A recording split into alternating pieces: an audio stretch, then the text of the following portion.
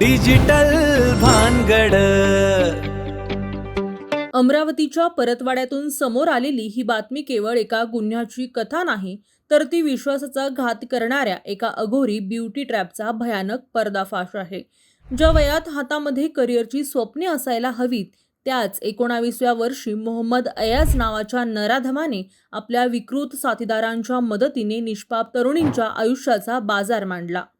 प्रेमाच्या खोट्या आणाभागा घेऊन आधी तरुणींचा विश्वास जिंकायचा, मग त्यांचे लैंगिक शोषण करून गुपचूप व्हिडिओ बनवायचे आणि त्याच क्लिप्सच्या जोरावर त्यांना आयुष्यभर ब्लॅकमेल करायचे.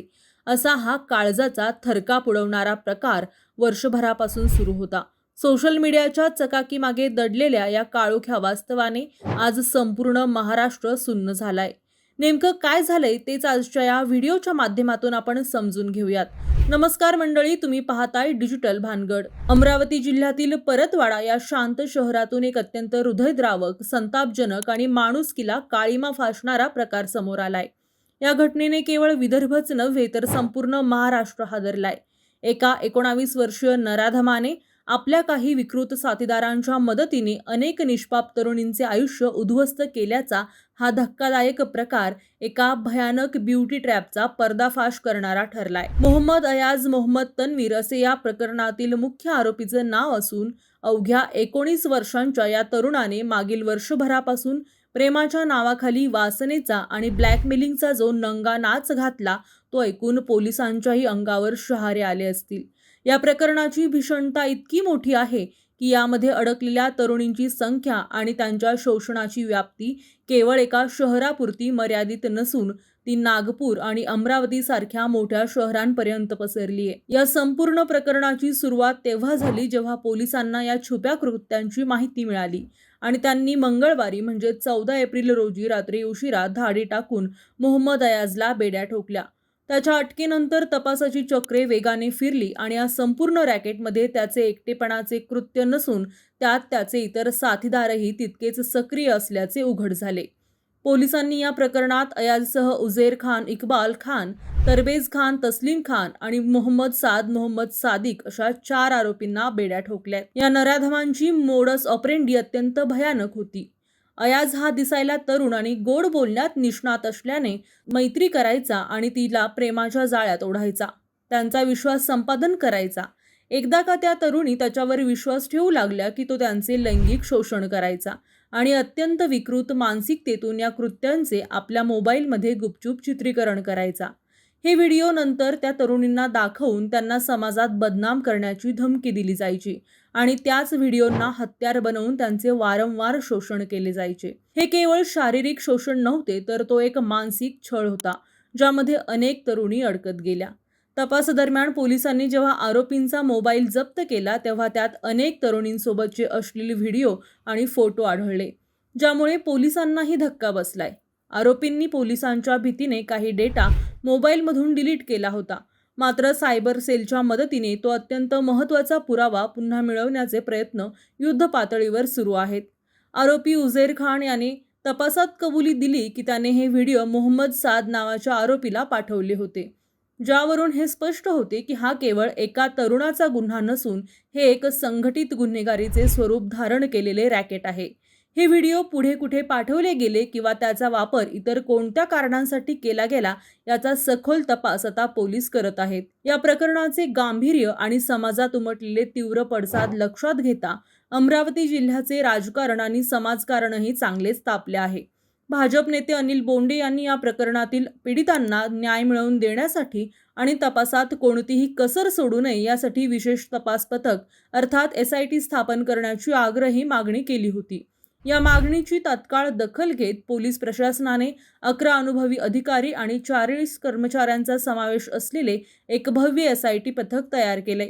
या पथकाचे वैशिष्ट्य म्हणजे यात 2 महिला पोलीस अधिकाऱ्यांचा समावेश करण्यात आलाय, जेणेकरून पीडित मुली आपली आपबीती कोणत्याही भीतीशिवाय सांगू शकतील. याशिवाय सायबर क्राईममधील तज्ज्ञ आणि गुन्हे शाखेचे अधिकारी या प्रकरणाचा तांत्रिक बाजूने तपास करीत आहेत. आतापर्यंतच्या तपासात 7 पीडित मुलींची नावे समोर आली असून परंतु सर्वात दुर्दैवी बाब अशी आहे की सामाजिक प्रतिष्ठेपोटी आणि भीतीमुळे अद्याप एकही पीडित मुलगी किंवा तिचे नातेवाईक तक्रार देण्यासाठी अधिकृतपणे समोर आलेले नाहीत. हीच बाब आरोपींच्या पथ्यावर पडत आहे. म्हणूनच पोलीस निरीक्षक सुरेश मस्के यांनी अत्यंत कळकळीने जनतेला आणि पीडितांना आवाहन केलंय की त्यांनी न घाबरता पुढे यावे. पोलिसांकडून या तरुणींची ओळख पूर्णपणे गुप्त ठेवली जाईल, त्यांना पूर्ण संरक्षण दिले जाईल याची खात्री प्रशासनाने दिली आहे. मिळालेल्या प्राथमिक माहितीनुसार या नराधमांनी केवळ परतवाडा येथीलच नव्हे तर नागपूर आणि अमरावती जिल्ह्यातील अनेक सधन आणि मध्यमवर्गीय कुटुंबातील मुलींना लक्ष्य केलंय. वर्षभरापासून सुरू असलेल्या या काळवेळात किती मुलींचे आयुष्य या नराधमांनी उद्ध्वस्त केले याचा आकडा तपासांती खूप मोठा निघण्याची शक्यता वर्तवली जाते. न्यायालयाने या चारही आरोपींना 21 एप्रिलपर्यंत म्हणजेच 7 दिवसांची पोलीस कोठडी सुनावली असून या काळात पोलीस त्यांच्याकडून आणखी किती तरुणींना त्यांनी जाळ्यात ओढले आणि यामागे आणखी कोणाचे हात आहेत याची माहिती काढत आहेत. पोलिसांनी स्पष्ट केलंय की यामध्ये आणखी 2 आरोपींचा शोध सुरू असून लवकरच त्यांनाही अटक केली जाईल. या घटनेमुळे संपूर्ण अमरावती जिल्ह्यात पालकांमध्ये चिंतेचे वातावरण निर्माण झाले आहे. सोशल मीडियाचा वापर करून कशा प्रकारे तरुणाई गुन्हेगारीकडे वळत आहे आणि निष्पाप मुलींना लक्ष्य करत आहे याचं हे एक ज्वलंत आणि भयावह उदाहरण आहे. आरोपींनी कबुली दिली असली तरी त्यांनी केलेला हा गुन्हा माफीच्या पलीकडचा आहे. या प्रकरणात SIT आता तांत्रिक पुरावे, मोबाईलमधील डेटा आणि प्रत्यक्ष साक्षीदारांच्या आधारे एक भक्कम दोषारोपपत्र तयार करण्याच्या तयारीत आहे, जेणेकरून या नराधमांना कठोरातली कठोर शिक्षा होईल आणि समाजात एक जरब बसेल. अमरावतीचे पोलीस अधीक्षक विशाल आनंद स्वतः या तपासावर लक्ष ठेवून असून त्यांनी हा तपास अत्यंत पारदर्शक आणि वेगाने पूर्ण होईल असे आश्वासन दिले आहे. ही घटना समाजाला विचार करायला लावणारी आहे की आपल्या आसपास वावरणारी ही विकृत मुले कशा प्रकारे समाजाचे आरोग्य धोक्यात आणत आहेत.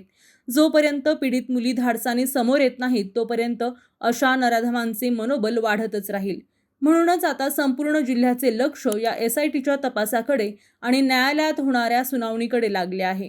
ही केवळ एक गुन्हेगारी घटना नसून एका पिढीला लागलेली वाळवी आहे, जिचा बंदोबस्त करणे ही आता काळाची गरज बनली आहे. प्रत्येक पीडितेने दिलेला लढा हा भविष्यात अशा घटनांना रोखण्यासाठी मैलाचा दगड ठरेल आणि अमरावती पोलीस त्या दिशेने प्रत्येक पाऊल अत्यंत सावधगिरीने आणि गांभीर्याने उचलत आहेत. या गुन्ह्याची पाळेमुळे किती खोलवर रुजलेली आहेत हे येत्या काही दिवसात सायबर सेलच्या अहवालानंतर स्पष्ट होईलच, पण सध्या तरी या घटनेने माणुसकीला मान खाली घालायला लावली आहे. आरोपींनी वर्षभर हे कृत्य लपवून ठेवण्यातच यश मिळवले होतं, पण सत्याचा विजय हा होतोच आणि आता कायद्याचा फास या चौघांच्याही भोवती आवळला गेलाय. यापुढे अशा प्रकारची हिंमत कोणी करू नये, अशा प्रकारे या खटल्याचा निकाल लावावा अशीच भावना प्रत्येक सर्वसामान्य नागरिकाच्या मनात आहे. अमरावती जिल्ह्याला हादरवून सोडणाऱ्या या प्रकरणाचा तपास आता निर्णायक टप्प्यावर पोहोचला असून लवकरच यातील सर्व सत्य जनतेसमोर येईल अशी अपेक्षा आहे. सद्यस्थितीत पोलीस कोठडीत असलेल्या आरोपींची कसून चौकशी सुरू असून त्यांच्याकडून मिळणारी प्रत्येक माहिती या प्रकरणाची व्याप्ती वाढवणारी ठरत आहे. समाजाने ही वेळ पीडितांच्या पाठीशी उभे राहण्याची आहे, जेणेकरून त्यांना न्याय मिळेल आणि या नराधमांना त्यांच्या पापाची शिक्षा मिळेल. या नराधमांच्या मुसक्या आवळण्यासाठी आता 11 अधिकारी आणि 40 कर्मचाऱ्यांची विशेष SIT अहोरात्र तपास करत आहे. जरी आरोपींनी पुरावे नष्ट करण्यासाठी मोबाईलमधील डेटा डिलीट केला असला तरी सायबर सेलच्या मदतीने तो प्रत्येक पुरावा पुन्हा जिवंत केला जात आहे. मात्र या लढ्यात सर्वात मोठी गरज आहे ती पीडित तरुणींच्या धैर्याची. अन्यायाविरुद्ध गप्प बसणे म्हणजेच गुन्हेगाराला अभय देणे होय, हे ओळखून पोलिसांनी पीडितांना पुढे येण्याचे आवाहन केले.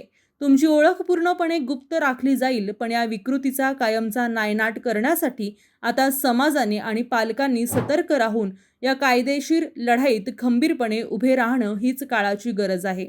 बाकी मंडळी, अमरावतीमध्ये घडलेल्या या घटनेसंदर्भात तुम्हाला काय वाटतंय ते कमेंट करून नक्की कळवा आणि अशाच माहितीपूर्ण व्हिडिओसाठी आपल्या डिजिटल भानगड या YouTube चॅनलला सबस्क्राईब करायला विसरू नका. डिजिटल भानगड.